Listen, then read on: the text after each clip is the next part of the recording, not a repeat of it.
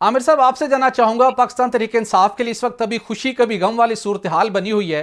कभी बल्ले का निशान मिलता है तो फिर वाइस चेयरमैन नहीं मिल पाता, फिर दोबारा अदालत अदालत से उनको एक रिलीफ मिलता है। साइफर के हवाले से बिलखुसूस बात करूं तो पहले भी उसका ट्रायल रोका गया, उसके अंदर जो लीगल पॉइंट रेस किए गए थे उन दोनों पॉइंट्स को एड्रेस किया गया था। कैबिनेट का फैसला था, उसको उसको भी एड्रेस किया गया। उसके बाद रेलिवेंट जज का फैसला रिक्वायर्ड था, वो भी सामने आ गया।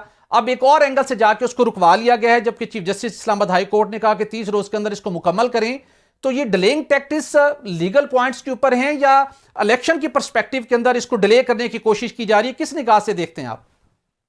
देखें, जिनके खिलाफ केस है और उनके वकला का ये राइट है पहला कि वो अपने जो उनका क्लाइंट है उसको बचाने के लिए हर हरबा इख्तियार करें, और ये हर पार्टी यही कुछ करती है। इसको मैं बुरा नहीं मानता, ना मुझे मानना चाहिए, क्योंकि ये लीगल राइट है कि वो कहें कि जी इसको आप इन कैमरा ना करें, वो कहें कि इसमें जो महदूद लोगों की शिरकत है उसको पब्लिक करें, ज्यादा लोग हों। लेकिन आज जो स्टे मिला है उसकी बुनियादी बात जस्टिस साहब ने जो लिखी है वो ये लिखी है कि चूंकि सुप्रीम कोर्ट ने सिंगल बेंच का फैसला कलअदम करार दे दिया, तो वो 1 महीने की बात भी खत्म हो गई। तो इस बुनियाद पे उन्होंने टेक्निकली स्टे दिया है। अब आपके पास लीगल माहिरीन दोनों मौजूद हैं। मैं तो अपनी दानिश में ये कहूंगा कि चलें, वो खत्म हो गया, लेकिन क्या किसी जज को पाबंद किया जा सकता है कि वो डेली केस ना सुने?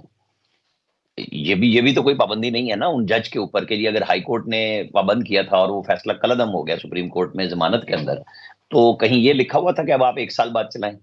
या जो हमारे इस्लामाबाद हाई कोर्ट के जस्टिस साहब मियां गुल औरंगजेब साहब ने स्टे दिया है, जी। तो ये कहाँ, मतलब मुझे नहीं समझ आ रही इस बात की कि वो इस बात में क्यों है कि आप कहें कि जी वो डेली बेसिस पे ट्रायल ना करें। तो आप भी एक दिन दरखास्त देते हैं, आप अगले दिन 7 दरखास्तें सुन लेते हैं, हम्म। आपको मार्क हो जाती हैं, तो फिर तो उनको भी रोक देना चाहिए कि जी आप भी दरखास्तें ना सुने।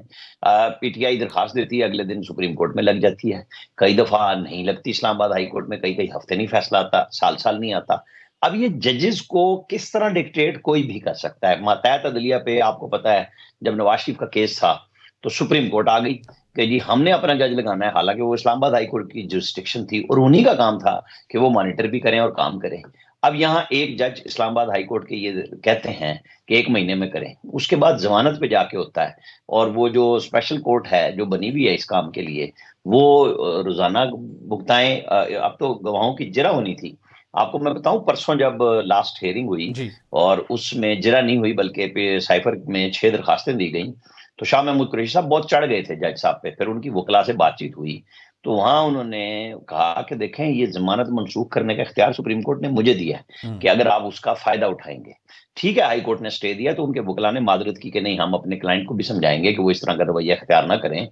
तो ये बातें अभी चलनी थी, लेकिन चूंकि अब स्टे हो गया है, अब नॉर्मली तो जब शॉर्ट ऑर्डर हो और उसके ऊपर डिवीजन बेंच नहीं बनता, लेकिन सरकार है उसमें मुद्दई, और हो सकता है वो दरखास्त है कि जी हम इसको बड़े लार्जर बेंच में सुनवाना चाहते हैं, डबल बेंच में सुनाना चाहते हैं। अब बेंच अवेलेबल तो नहीं होता, जुमे को हाई कोर्ट में नहीं होता, इस्लामाबाद हाई कोर्ट में डिवीजन बेंच। तो ये नेक्स्ट वीक पे चला गया, लेकिन परेशानी बहरहाल दोनों तरफ मौजूद है।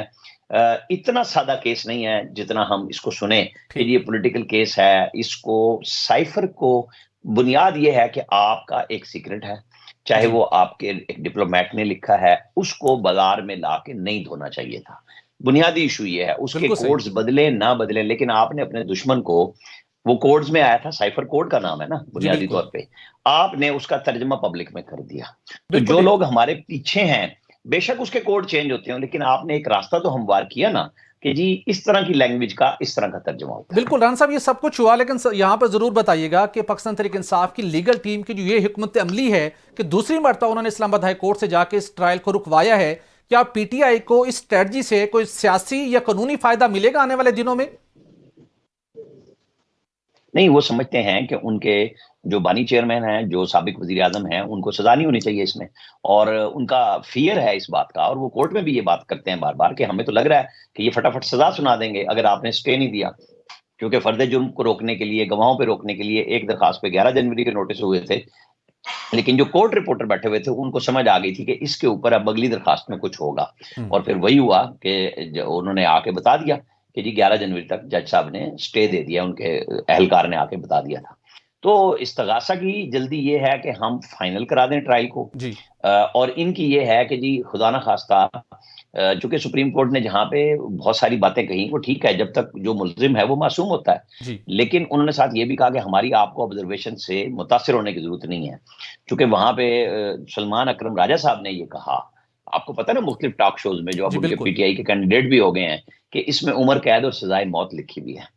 तो हाई कोर्ट ने जमानत में कहा कि ये बनती नहीं है, लेकिन उड़ाई तो नहीं ना, फैसला तो नहीं दिया। तो बिल्कुल ये ठीक खतरा पीटीआई के ठीक वकला को है, और उनको होना भी चाहिए कि वो अपने क्लाइंट को, अपने पार्टी के चेयरमैन को बचाएं। बिल्कुल यही ठीक। बात है खान बस। साहब मैं दोबारा